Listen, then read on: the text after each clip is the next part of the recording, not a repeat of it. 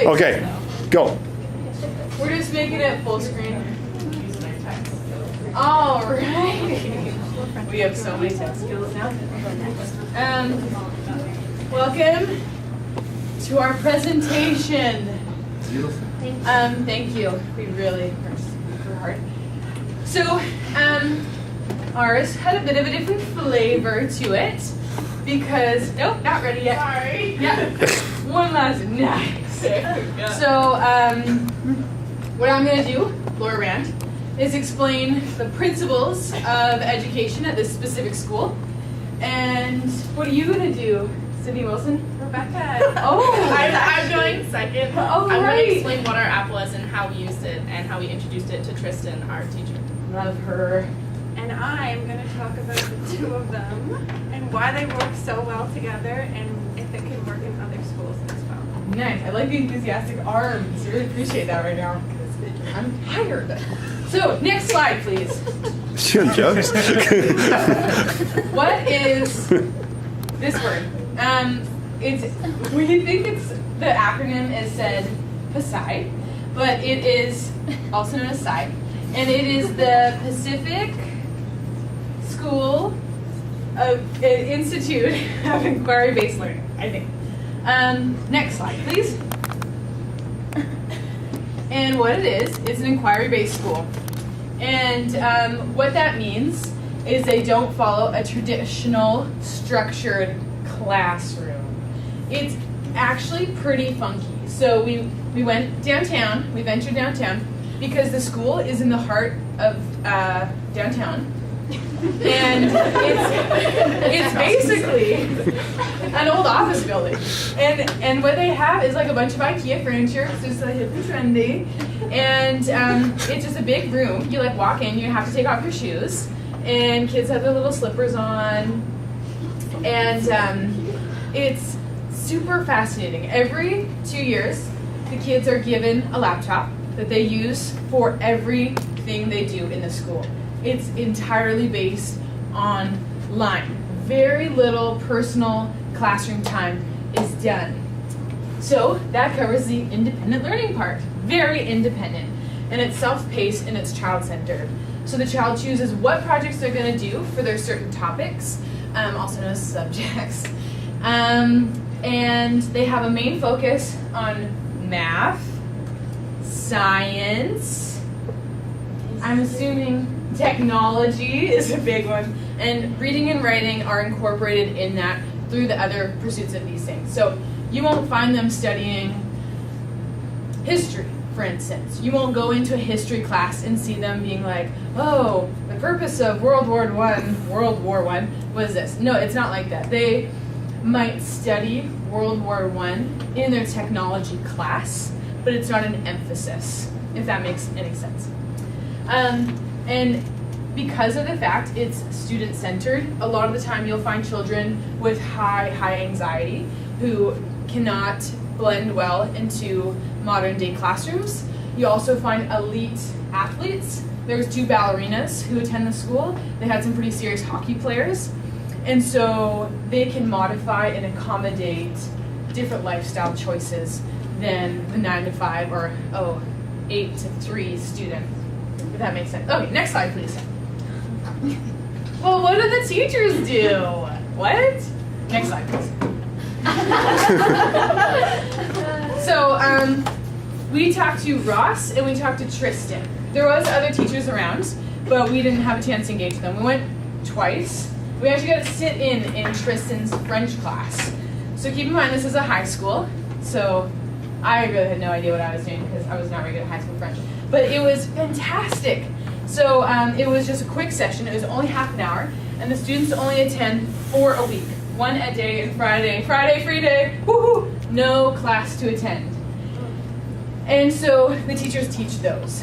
And they have study periods and stuff that they kind of work within, but really you see teachers floating around and just sitting down with students at their IKEA chairs and desks and asking them what they're doing. And they incorporate the curriculum into the students' learning opportunity. So they have like this little makeshift kind of chemistry lab. Everything's kind of like country bumpkin. I don't know, it's not really probably much like a lot of our experiences here. A lot of the time, things they try to do, but it kind of doesn't go right because they're missing a piece or somebody borrowed this because it's kind of a free-for-all. But so we sat in on this Friday class, and Tristan had set up a really fun time. It's super short. Again, I really want to emphasize that because they are very much on topic. When they are sitting in those sessions, they are working. We were talking about conjugating verbs, and we played Battleship to conjugate the verbs. And that's all we talked about, was one topic, and it was what we did. And we goofed off. There was only 3 students in the session. There was only, I think, 4 or 5 students in the whole class. She doesn't get regular attendance, and then they're gone. And that's the only time they spend sitting down one-on-one. They'll be in the same facility, but this is the only time she spends instructing French. So,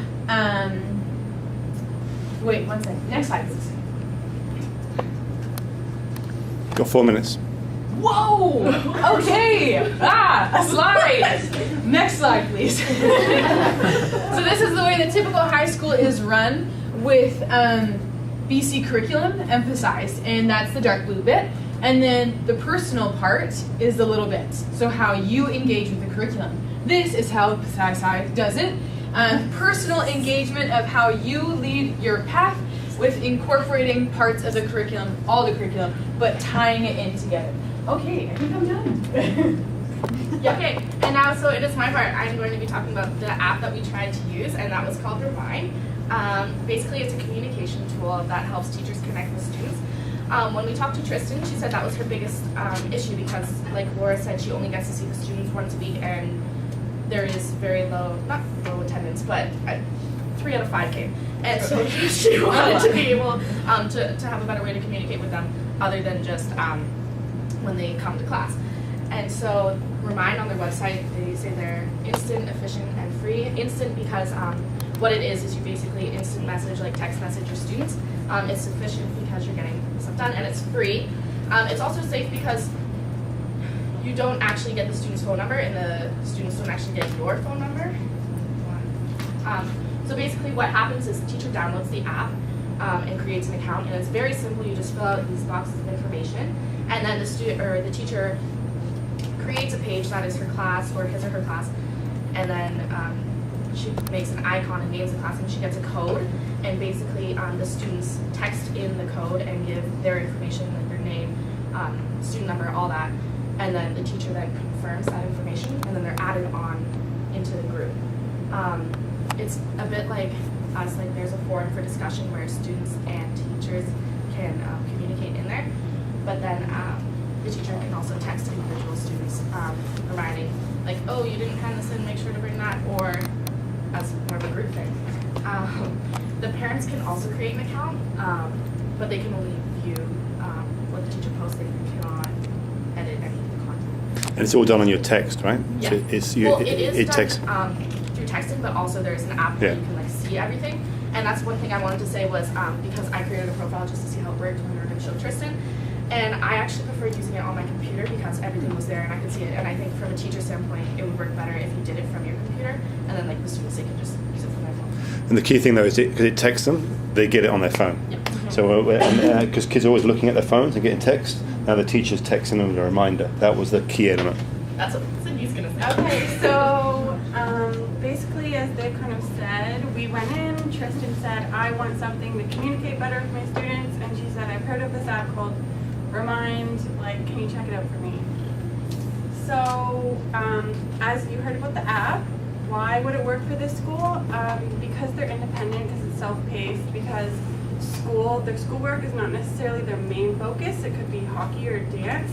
They're busy and they're thinking about other things. So this way, I think there was, when we were in the French class, they were all supposed to bring in a form, and I think one student did. So this way she could have texted them all the night before, been like, please bring in this form for tomorrow, and because it's technology and it's high school, guaranteed they're pretty much all going to have cell phones, and as a high school student, you're on your cell phone all the time. So it's a really effective and kind of more guaranteed way that all the students, like compared to email, they're going to get their text. Like it's more guaranteed in that way. And also, would this work for other schools? I would say yes, particularly high schools, like public high schools. And when I was in grade 12, I'm not sure if it was exactly the same app, but it was the same kind of thing. We had it in one of our classes, and it was for my music class. And it was really effective because we had morning practices. And for example, one day they were Monday mornings, and on Sunday night, our teacher texted us and he said, something came up, like practice is canceled tomorrow. And so that was, if he didn't have the app, it would have been much harder for him to communicate with everyone and make sure that we're not all showing up at 7 in the morning for practice. So this way it's kind of like, okay, it's for the teachers, it's like, okay, I know that everyone's gonna get the message, and for the students, it's on their phones right away, so it's easy. So yeah, it's a great app. Yay! Thank you. One question from Nancy? I'm just concerned about this one because if you're putting your student ID number and stuff, where is the information stored? Yeah, I just kind of said that. They don't actually enter their student number. They just put their first name. Like when Sydney and I tried it out. Sorry, you're presenting. Like I wanted to say information. You actually just give your first name, and then the teacher confirms it. Yeah. Yeah, and it's the teachers in California invented it, and it was purely for. Made it for Yeah. students because they saw how much students were using their phones in class, and they were like, "How do we engage with students on a level that they understand?" Yeah, Or less. I think there was 84. And that's like from grades 9 to 12. And Tristan was a student I taught 3 years ago, so she was elementary trained, but they hired her because of her French and technology background. She's super tech savvy. You might have mentioned this, but I know the teacher can text the students. Can the students respond, or is it like a one-way? They can respond. They can respond. It's a dialogue, for sure.